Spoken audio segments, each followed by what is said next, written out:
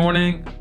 Might be episode 7 or I don't know, 8, but glad to be here. How are you doing? Very good, thank you. Good morning to everyone. How are you, Saeid? Are you well? Very well, yeah. I have to tell you something. I am a little bit obsessed with this map. I actually really like it. I do think that we should give a little bit of a credit when the credit's due. Thanks to Samana for creating this. I don't know if you're okay if we can talk a little bit more about the different locations on the map, if that's okay. Exactly what I wanted to do. This may take a few episodes as well, but I think it's going to be really insightful for a lot of our viewers. So yeah, let's go through it and impart all of your expert knowledge on myself and all of our viewers. We are going to have to do some for the UK, specifically Manchester, Liverpool too, where we can extract some information from you, but we'll do that shortly. So this is the Dubai airport that we talked about, and this is the other airport, which is literally, if anybody has ever been to Dubai, this is really like the two farthest possible place from each other.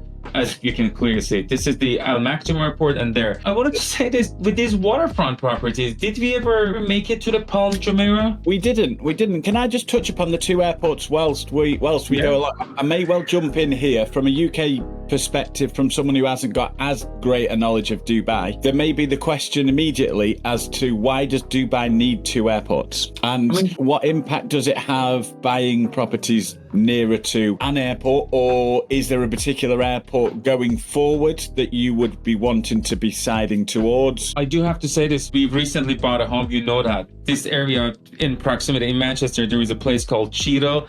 And I do remember not being a huge fan of being that close, or at least the direction where the planes were going, because some of them were pretty close and you could really, there was a bit of a noise pollution from the airplane. But I do think proximity to airport, first of all, means easier access, especially in a place like Dubai or like any big major city like London, but having Heathrow or Gatwick. Being close enough means you can be in and out if you're somebody who likes traveling. Dubai is one of those destinations because of its location. You have proximity. I think they say like something like 60-70% of the world is within your reach within 7 hours flight, basically, whether it's to the east, like the Asia or, you know, or Europe, to London, which is probably one of the farthest one. It's like 6-7 hours flight, basically, depending on where you travel to. I think that's access, and you know, that's important. But also the plan is to abolish after the Al Maktoum Airport or Dubai Port Central. That one is up and running, which is in a location called Dubai South. And I don't know if I told you this, but the first time I flew to UK, to London, was from that new airport. Have I told you that story? Yeah, I think you have. I was very excited. I just got on my visa. I was like, yeah, I made it to the UK. I'm going there back in 2014. I ended up going to the wrong airport, but the good news is I was 11 hours early because of excitement, and I'm just looking at different places. It was like, I must be early, that's why I cannot see it anywhere on a board or anything. But little that I knew, I was at the wrong airport, called my sister, she came back, and we did like a 90 minutes drive from the old airport to that new airport there. So that airport has been up and running. It was originally and initially, it's mainly for a lot of commercial flights and freight sort of forwarding and freight, cargoes and things like that. But yeah, like I said, I just did my flight, and I think eventually all the flights are going to be transferred there. At the moment, there are Terminal 1, 2, and 3. Terminal 3 purely dedicated to Emirates Airline. I do think there's some minor other airlines that fly it every now and then. And Terminal 1 is mainly for all the other major international flights that are happening. Like I said, I think being close to that just means having access to infrastructure, proximity, and being able to hop on a plane and go anywhere that you want, basically. Okay, brilliant. I'm just thinking in terms of potential investors across towards the new airport, where there is quite a lot of potential new developments being done, that the potential for capital growth around there, when that switch does happen, which may take sort of potentially up to a decade, I think it would be fair to say, you could see a little bit of a shift in terms of supply and demand over on the other side of Dubai. Is that a fair comment or not? I really think it is, yeah. I mean, for multiple reasons. First of all, having an airport means a lot of jobs, especially an airport of that size. A lot of jobs are going to be created from, you know, just the people who are working at the airport itself. That obviously. Also, it is a bit of an underdeveloped area right now, Dubai South. It is just an underdeveloped area, which means just like any other scenario where you enter early at early stages, you're going to have a much more chance for capital appreciation. So that's also happening. And MR is one of the developers that are doing, which is, I think at this point, we've talked about them quite a bit. They're the biggest developer in there, one of the biggest developers in the world. And they are doing a lot of villa and townhouse projects there. If you're a pilot, if you are somebody, a professional, they do want to be there. So a lot of demand from that. And also Jebel Ali port. That's something that is the biggest part of the DP Dubai world. They are the company that are running the operation at the port there. A lot of people that also want to be living there. So a lot of things are happening in that area as well, and a huge potential. I think when you talk about Dubai, I think a lot of people think about waterfront. Obviously, again, we talked about this. Anything from Palm Jebel Ali that we talked about last time, Palm Jumeirah, the world, I don't know, Dubai Island, one of the big ones. We do also have the Dubai Maritime City that we haven't talked about. Again, another master development by DP. But again, there are so many other areas, especially if you want a little bit more affordable, especially if you are an end user, maybe you're thinking about working in certain places and you want to be close. If you're an investor and you are willing to capital appreciation in a bit of a longer period, that's another amazing area, that Dubai South. And correct me if I'm wrong, but I know that Dubai wants to and has placed itself at the forefront of AI technology, and I believe that a lot of that infrastructure again is out towards the new airport area. Am I right in thinking that? There is Dubai Science Park. There are some other different areas that are not necessarily freehold area. That's why maybe my knowledge is not super up to date.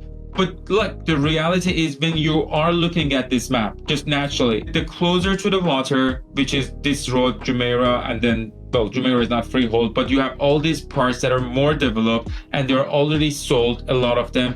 So the way that Dubai can grow just naturally from land perspective is toward, I want to say this is the east part of it. That's where the open land, that's the direction that the city can expand. And also in the south direction, possibly where towards Abu Dhabi, but a lot of it is going to be in Abu Dhabi. So there is only so much that they can expand on that side. But yeah, so it's only that part that the city can grow, towards. The river, completely man-made. It's called creek. That's the term that they use when we moved there, which was almost 30 years ago. It was only up until here. This bridge is called Garhoud Bridge. It was only around there. What we know as Global Village now, it used to be somewhere around there where the IKEA and the Festival City is right now. That was kind of the end of city, and that is man-made, and it has widened man-made. I think originally there was an opening here. This is called Shandaga. It's a tunnel. It's connecting old Dubai, the Deira side, to Bar Dubai. Bar Dubai means New Dubai, basically. It was almost around here. Over time, it has widened, it has expanded in width, and also it has elongated. So it's only maybe like 10 years that this creek goes around here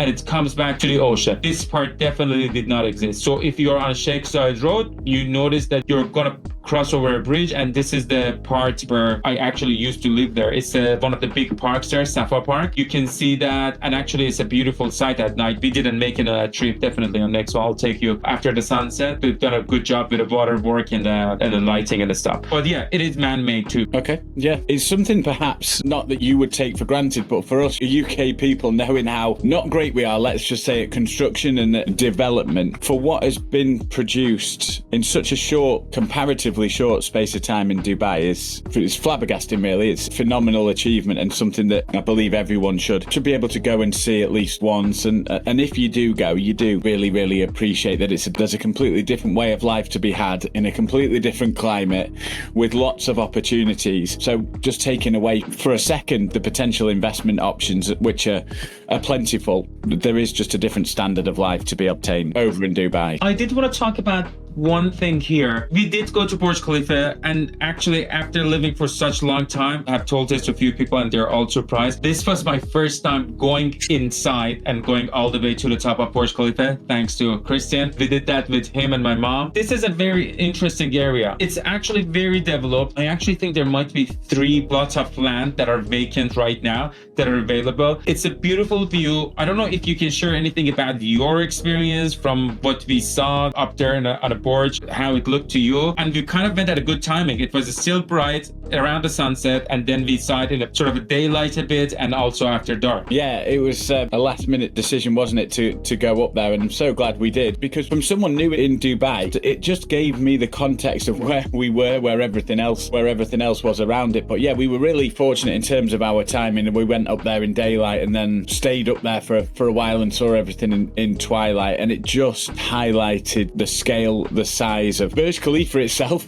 in terms of just how high up we were. But in terms of the beauty of the surrounding areas of that part of the city, it was, for me, worthwhile experience. I think we did it on the first or second day of the trip, then allowed us to relate wherever I was to Burj Khalifa, which I think is quite an important thing for anyone going to Dubai to be able to do, just to have their bearings a little bit. So I would definitely recommend a visit there. It's obviously very, very desirable part of the city, isn't it? Well, you'll be able to tell me better, but any apartment with views of Burj Khalifa, you're paying quite a big premium for that, aren't you? Yeah, that's true. And speaking of that, I just mentioned earlier, just touched on it, that there are very limited plots available. One of our partners, Benghazi, they're fantastic partners, not just because we worked with them, because historically, track record wise, they have delivered a lot of projects, I think 80 plus projects, and they have another 80 in a pipeline.